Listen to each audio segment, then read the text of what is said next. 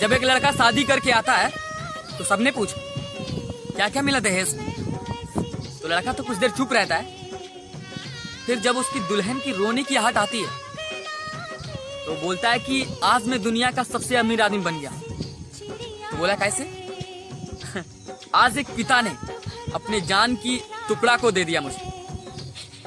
एक भाई ने अपनी जान से भी प्यारी बहन दे दी मुझे। एक बहन ने अपनी परछाई दे दी मुझे।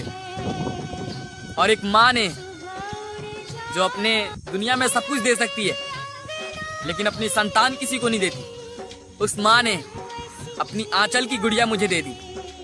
और क्या चाहिए? ऐसा सोच था उस लड़का का। तो ऐसे सोच को आप लोग सपोर्ट करिए, सोच बदलिए यार, तभी दुनिया बदलेगी।